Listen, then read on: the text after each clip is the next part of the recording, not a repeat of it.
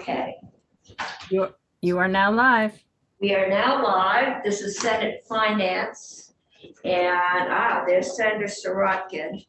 Senator Sirotkin, I was about to say, we are running. It's the end of the session. We thought we were doing the transportation bill, so we scheduled us to start at 3. We didn't. We're here.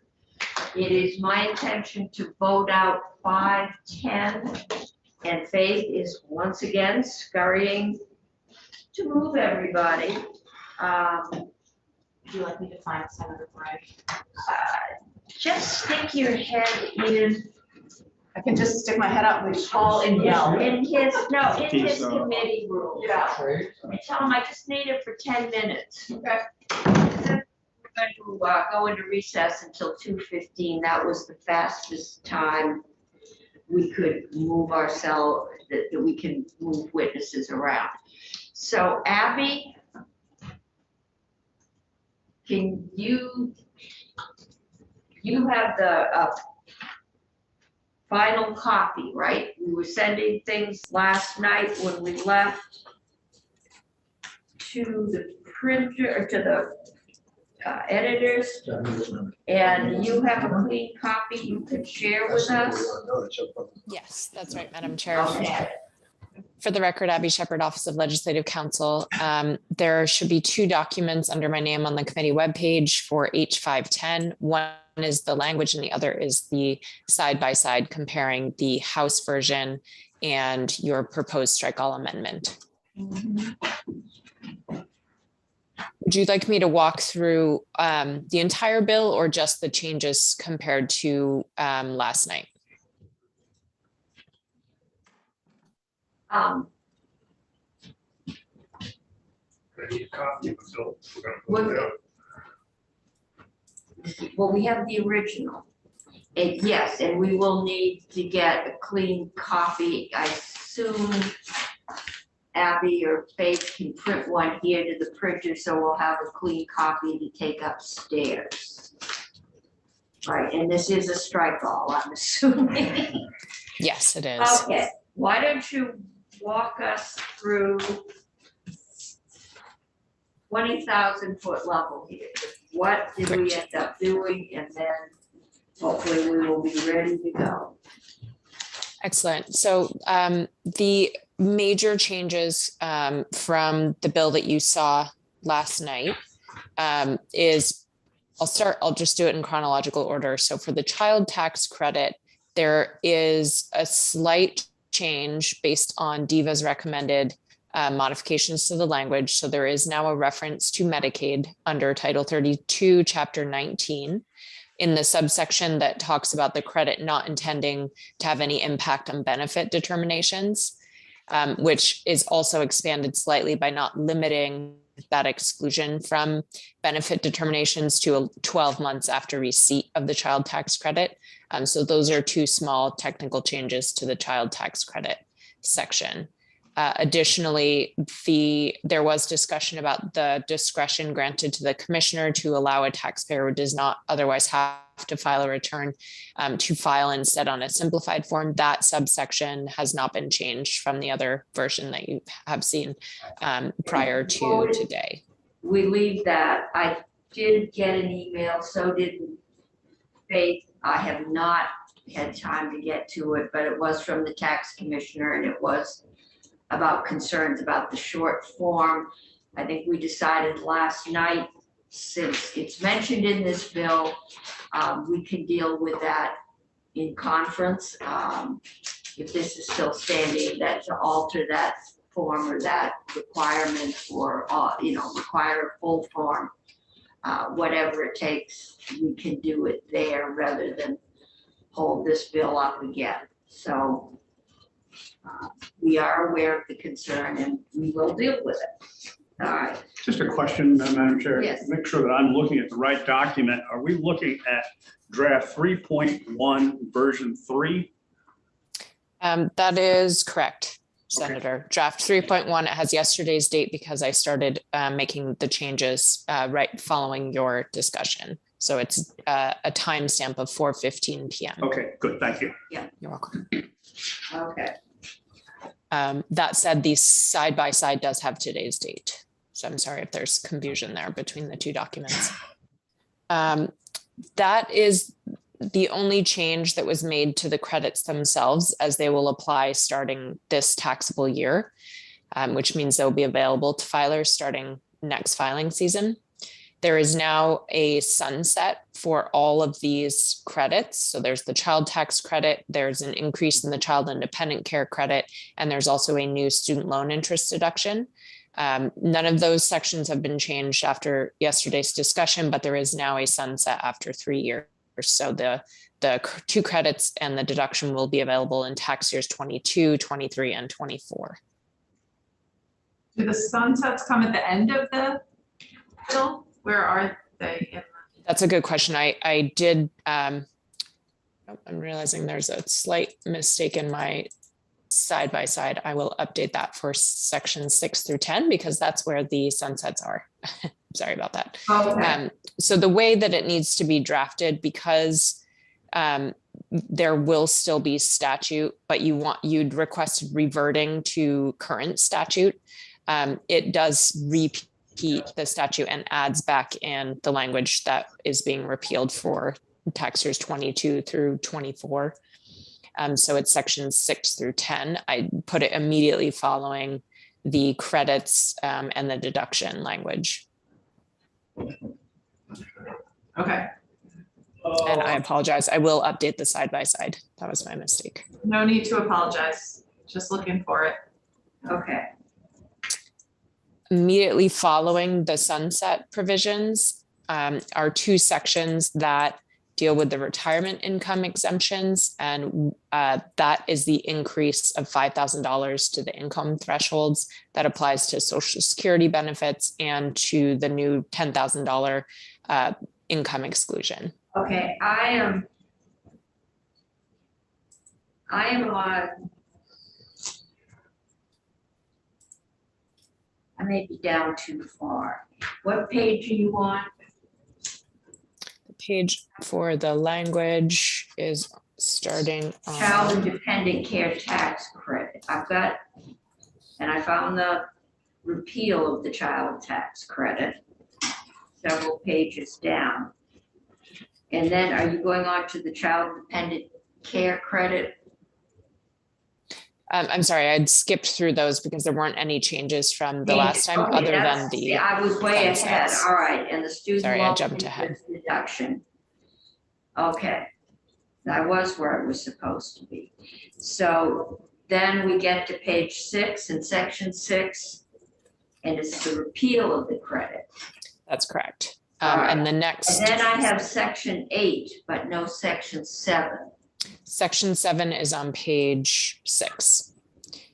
So it starts with a repeal of the child tax credit because that entire section is coming out. So I didn't need to repeat. Oh, all there of it the is, I language. found it, okay. And immediately below is section 7, which is adding back the 24% credit for childcare independent care.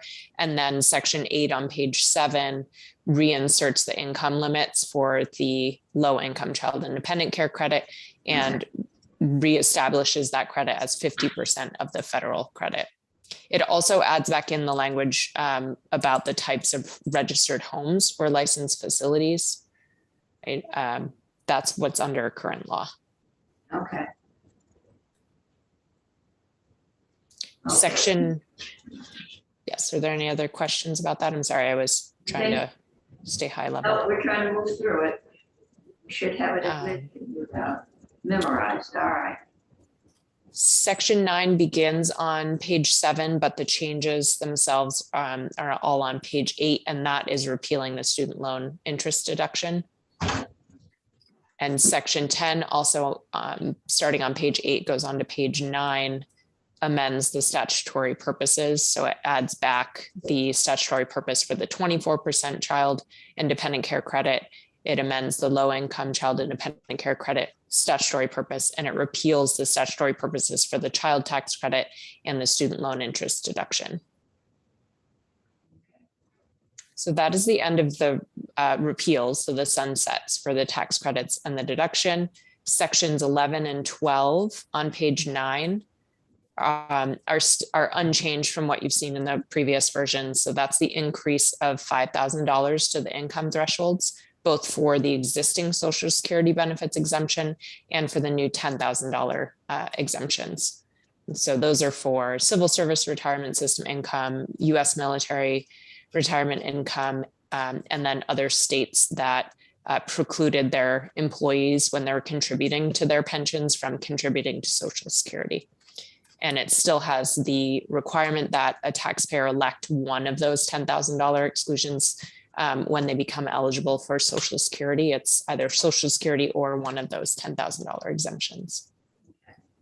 So that's all identical to what was passed out of the Senate in your proposal of amendment to S53, the bill that had, well, the title is still technically exempting feminine hygiene products from the sales and use tax, but it's the corporate income tax reform bill.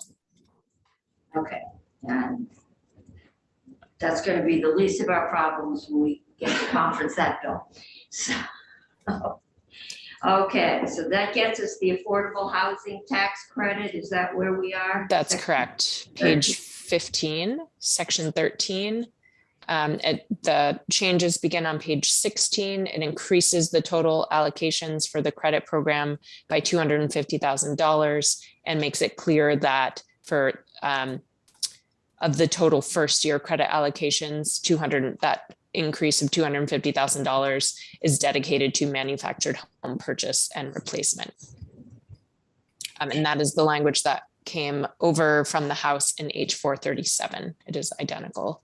And my understanding is it is not in any other bill currently that is moving.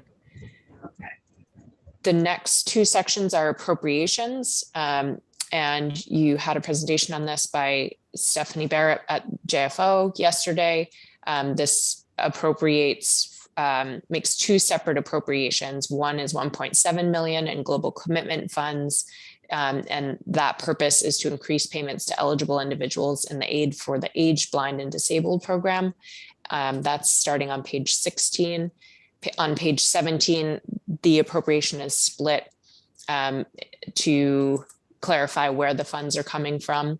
$750,000 are coming from the general fund and $950,000 are coming from federal funds, and they're appropriated to the Secretary's Office of the Agency of Human Services. And subsection C clarifies that as long as there's no conflict with federal law, this increase is intended to go towards individuals' personal needs allowances in residential care settings. Okay. And section 15 is the last substantive section in the bill. And that also, so I don't know if I mentioned, the first appropriation is for fiscal year 23, and there is language saying that the intention is for this increase to continue going forward in future fiscal years, but can't bind a future legislature. So that's just a statement of intention. Section 15 is a fiscal 23 appropriation for the title is Child Care Worker Retention Grant Program. It's elaborated on a little bit further down on lines 16 and 17 of page 17. They're in Act of 2021. And then as amended this session in Act 83, there is a grant program for early childhood staff and home-based providers to help with retaining workers in those areas. So this language appropriates $3.5 million to the Department for Children and Families to continue funding for that program. Okay. The rest are effective dates, right? The rest are effective dates. So this is where you see that all of the tax credits and the deduction and the changes to the retirement income exclusions all take effect this taxable year, 2022. So they will be available to taxpayers next filing season. This language on page 18 for the effective date sets out that those tax credits and deduction will sunset at the beginning of tax year 25. So they're only available for 3 years. Subsection D of the effective dates makes the affordable housing tax credit and the appropriations effective on July 1st. So they start in fiscal year 23. And I also just wanted to point out that I did take the liberty of changing the title slightly because of those appropriations. We had a brief discussion about that, and I think it makes the most sense to expand the title slightly to an act relating to tax reductions and other aid for Vermonters. That's good. I believe we asked you to do that because we were struggling last night. Okay. Committee, any questions for Abby? I think that's what we had decided upon. If there's no questions for Abby, I would love a motion. I will move, Madam Chair. Approval of draft 3.1 of page 510. Okay. Dated 5/20/2022 or 4/20/2022. 4:15. Pearson on a train. Whoa, there he is. Okay.